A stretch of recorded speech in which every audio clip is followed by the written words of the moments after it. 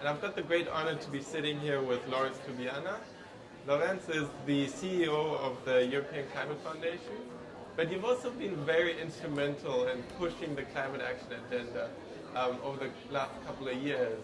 So you had a key role in COP21. Could you maybe just explain a little bit about that conference and what the outcome was? What is this Paris climate change agreement? Thank you.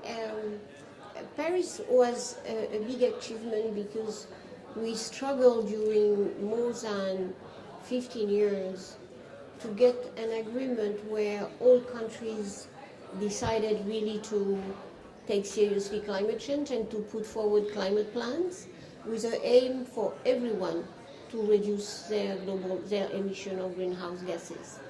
This agreement has, in a way, identified very ambitious targets at world level to limit temperature well below 2 degrees C and hopefully trying to keep the window open for limit temperature to 1.5.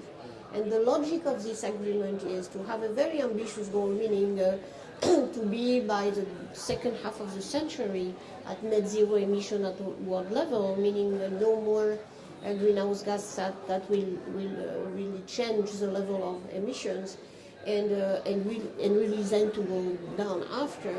And this means that was the first time that all countries, including developing countries, including fast-growing emerging countries, they agree to this agreement. That's why there was such a joy in Paris, such an excitement, because everyone was in a way anticipating a much more sort of prudent agreement with no really vision. And that was a surprise that everyone finally could contribute to something that was much beyond every national interest.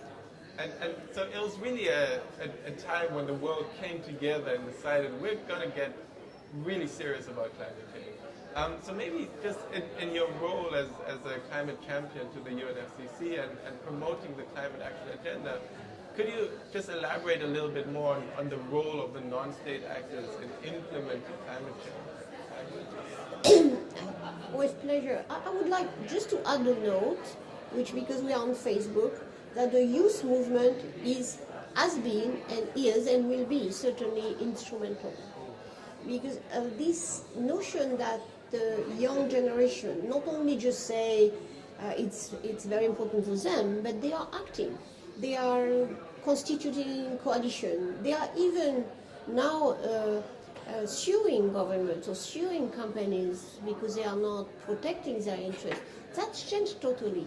So I really think that the youth movement and the young generation now are really taking a role, which is not only a role of complaining because this generation doesn't really, they are empowered, doesn't take care of their interests, but more than they want to take action now. Like on the non-state actors, and of course this encompasses a large range, meaning local governments in particular, because cities, the big cities and the smaller cities, and the states and the region in federal states, nations, were very, very active. How? Well, they first deciding that they will disclose where do they stand at that moment on their emissions. The second element is they decided to fix targets.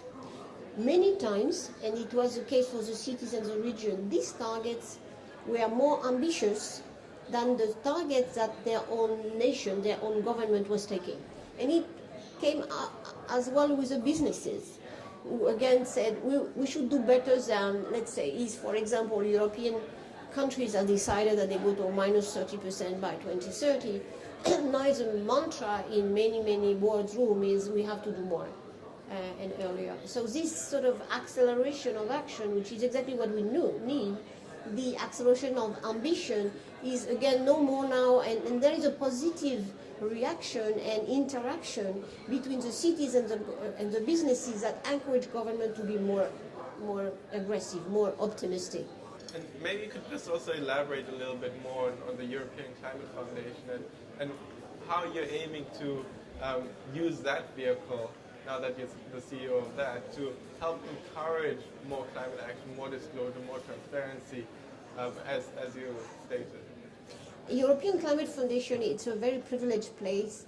I have been in academia, in government, and this is a new place where you, in a way, you can gather people and stakeholders from very different type of constituencies. NGOs, of course, the ECF is funding a lot of NGOs at world level.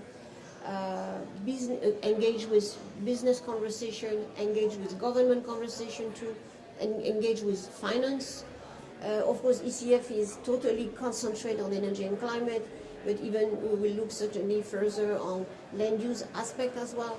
So it's a fantastic platform because we can engage and we, in a way, have a role in building up the pressure, because every actor needs pressure from outside, need transparency, need to be challenged. And on the other side, really to have a strategy to engage the conversation that, again, business and cities feel comfortable about showing their difficulties and their concerns. So for me, it's a just wonderful way of continuing my activities that have been displaying now many years on climate. Absolutely, and thank you so much for your leadership on all that. So in closing, you already touched upon the role of young people and how they actually all want to be part of the solution already.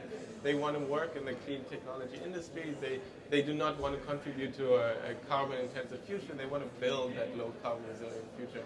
So what is your message for the younger generation out there? Oh, very simple. Engage, engage, engage. You have the force, you have the intelligence, you have the will, and you have to be everywhere. In your business, just choosing really to support the companies that really want to go forward, engage in the activities of the local governments, and to really to lead in there, to do good politics to do that too. We need you at every place in the societies to defend that ideal, to defend that we have no other option, and it's a fantastic opportunity.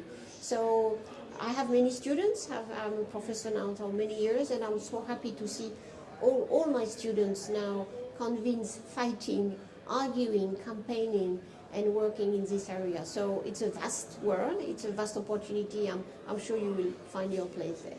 Thank you, Laurence. Thank you.